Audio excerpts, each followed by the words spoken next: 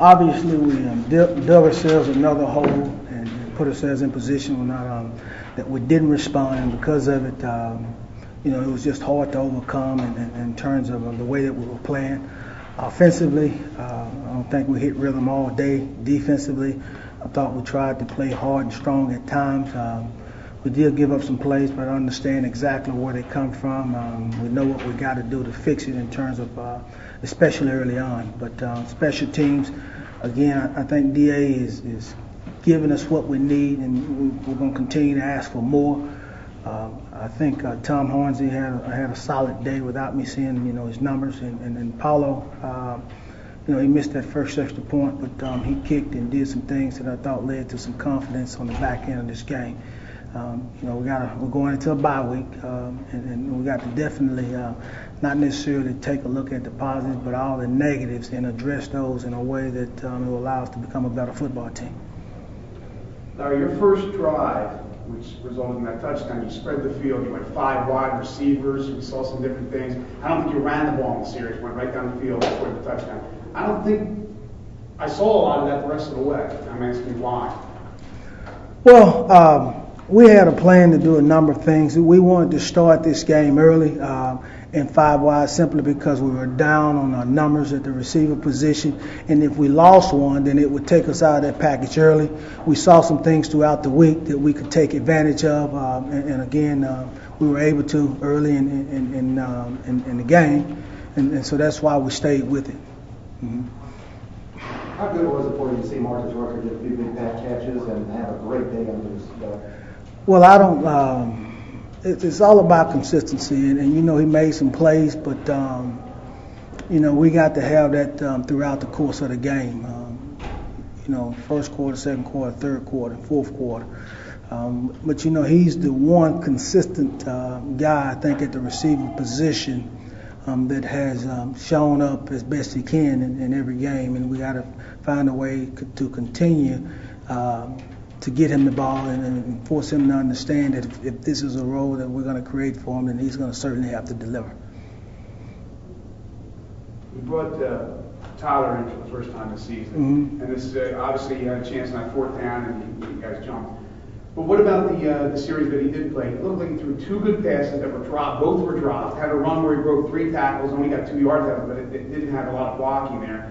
And then he didn't get back in there. What were you trying to see from Tyler? Well, also, just like you said, we did 2 different things. We brought Tyler in and we brought Cannon in as well, but it was just some inconsistencies with penalties and things that didn't sit well with me. Also, we were dealing with issues at the center position. We had a true freshman in there, Chris Schutz, and Mike Antonescu, missed most of the week in terms of practice, and we don't have Brad Paul. And so what I was wanting to do was try to put ourselves in a position where we could kind of settle the offense, and I saw too much inconsistencies with the things that we did with Cannon and Tyler, which I really and truly was looking forward to us doing throughout the course of this game because I thought it had given us an advantage, but it was just kind of frustrating to sit over there and see the things that were going on out there. Turnovers seem to be a problem in this one. 2 early ones, both leading to touchdowns. Is that a mental thing? Not just. What's exactly? It's not just this one. You should see another 6, but I can say, hey, one was given by Jarrell, and the other one was by Ryan, both freshmen. The one last week was by a freshman. But right now we're in the 6th and 7th game of the season, so we got to get beyond them being freshmen and them take responsibility of taking care of the football. That's just the bottom line. So that's kind of where we are, Larry, do you welcome the bye week, an extra week to teach, build? We need it in a bad way because we got to settle our personnel big time. So many injuries. Too much inconsistencies of guys in and out of the lineup, and it shows up on game day. And, I don't make excuses out there because, like I tell my coaches, if we're going to send them out there, we're going to hold them accountable. That's just the bottom line. So when you tell me that he's good to go, then I want to see him get out there and execute. But we need this to really and truly set our lineup.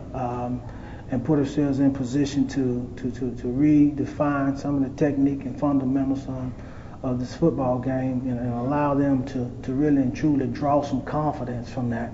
And so we can come out on the back end of this season really and truly an improved football team. And it's kind of where we are, and we got to settle our quarterback position. And I say that, but we got to settle our offense in general.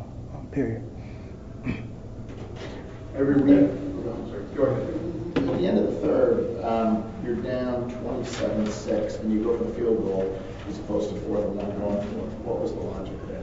Well, again, it's all about just trying to find some morale. And also, if you look at a couple third down calls that we ran and they stuffed us in the backfield, and so those situations we were actually being hit in the backfield. So why risk running a run play and get stuffed in the backfield when we can get 3 points and try to get something, create some type of morale for our team?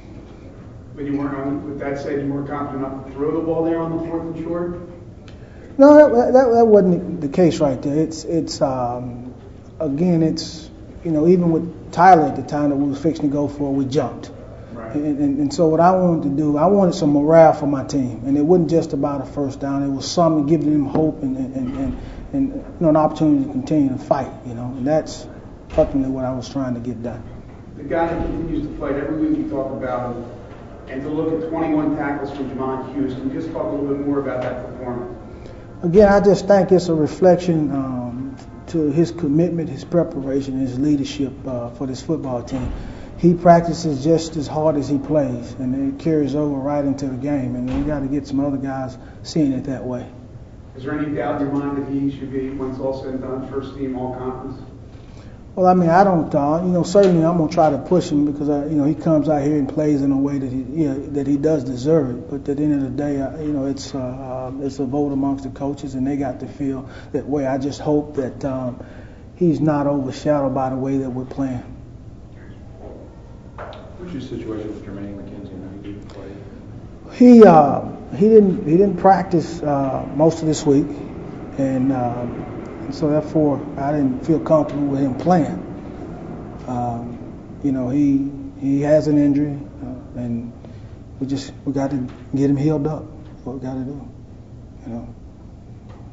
Coach, how satisfied were you with the play action, how that worked for you guys today, and the big shots that you took downfield?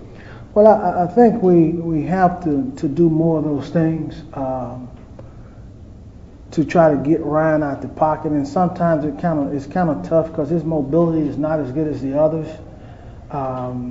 But we got to do more of that as opposed to just dropping back and allowing people to blitz us and not being able to hold up, and so it was a lot of good in that. And I want to go back and really and truly address the negatives first, and then pursue the things that have given us a great opportunity in games to be successful, and try to, as best we can, look at the things that we can correct and add that to more of our personality, stay with the things that have been good to us, and then continue on. Earlier on in the season, you said that you wanted to identify playmakers. Have you identified any yet? I still don't feel like, and I know Ruck had a good game today, and again, we'll look at that very, very strongly, but I still don't think that we have an established playmaker on offense. And that's what we got. That's why we tried to manufacture some ways today just to get some guys in a situation where they can make some plays for us. Going into this game, we had a number of guys who were going to have opportunities to make plays. Some of that stuff we didn't get to. Some of them we did. Some of them made plays, and some of them didn't. So that's just kind of where we are. But again, we have to narrow our scope and our focus on a few guys and try to just create ways to get them the ball. And again, some of the things that we had planned today that I was really excited about, we didn't get to just because of the situation in the game, and we're going to review those and see if we can continue to add that to what we do and actually expand upon it. What do you think would be more important, tweaking the offense to try and help the players that you have succeed and become playmakers, or depending on the players to step up and execute the offensive schemes that you guys have in place? Well, first, both really, but first and foremost, you got to find ways to manufacture success, because obviously we're not creating it from the standpoint of what we've been doing. And so, not necessarily just a whole lot of trickery, but just some base things that may not look like what part of what we've been doing the first 7 games or so, but it's just an extension of it in some ways, which, that includes maybe cutting it down to some half field reads and running some 2 and 3 level routes to one side, kind of putting our guys, our receivers in front of the quarterback, and understanding, 1, 2, and 3, or 3, 2, and 1. It just all depends on how we elect to read it. But situations like that, and see if that won't help us some. But right now, offensively, we're in a big funk, big time.